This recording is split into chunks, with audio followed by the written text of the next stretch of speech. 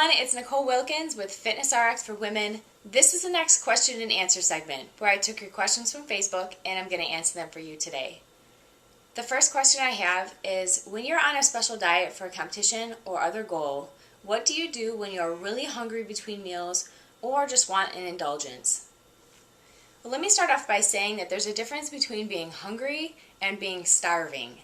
If I'm getting ready for a competition, I am solely focused on that competition and I keep myself busy. I follow the program straight, no cheating. And on days that I'm hungry, I just suck it up. I go for a walk, I call a friend, I read a book, I go to the mall, I go train again. I do something to keep my mind off of it. If you give in all the time to the things that you see that you want, or if you feel a little bit of hunger pain, you want to have an extra spoonful or two of peanut butter, you're not going to look the best that you want for that specific event or competition. It's, you're making that sacrifice to look the best you ever have, and it's not easy. And that's why a lot of people are not successful and give in on their program, and they don't see the results that they want, and they wonder why. So if you're focused on that specific competition and you're just feeling hungry between meals, maybe have your meals 2 hours apart instead of 3. But if you're starving, where your stomach is growling and you feel like you're eating it, it's eating itself, you can't focus, you're not recovering well, you have no strength in the gym, then that's another issue. In that case, that's something you want to talk to your trainer about. The next question I have is, I'm transitioning from figure into fitness. What is the ideal time period to prepare a routine? And what do you recommend doing as far as learning the strength moves?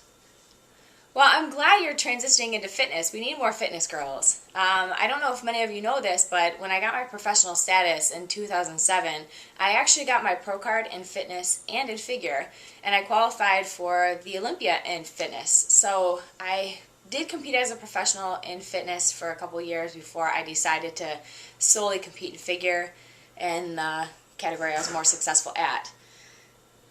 In my experiences as a fitness competitor, you want to get your routine choreographed a few months before the show. That way you have enough time to get used to the routine because it's pretty fast. What helped me was splitting my routine into parts. So splitting it into 4 parts and working each part 5 times in a row, so you get used to the speed, the transitions between moves, and then once you get comfortable with that, then you take the first 2 and combine them so it's half and half, and then work your way up to doing the whole thing together.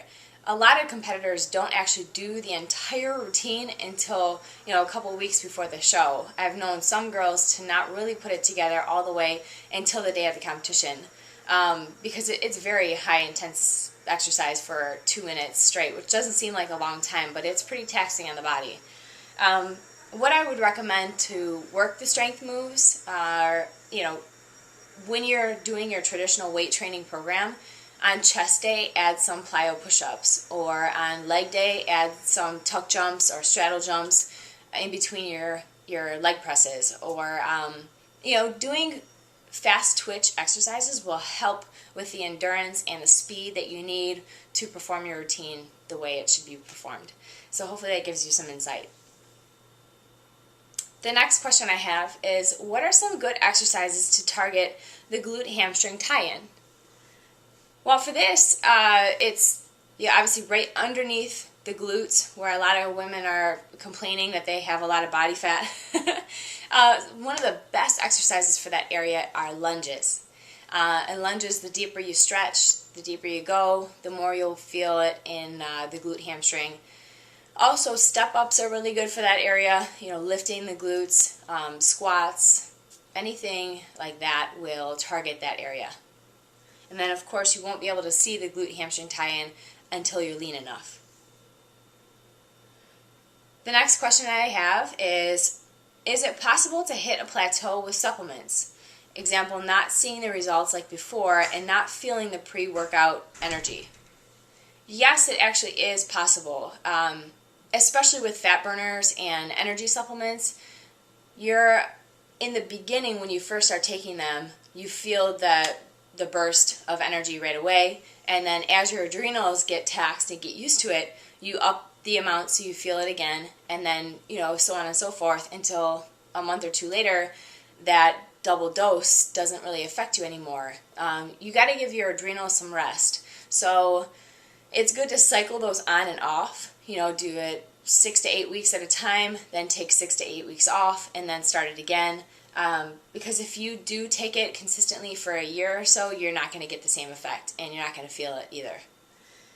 And the last question I have is, I have been working out 6 days a week. I'm seeing great results, but my butt is disappearing.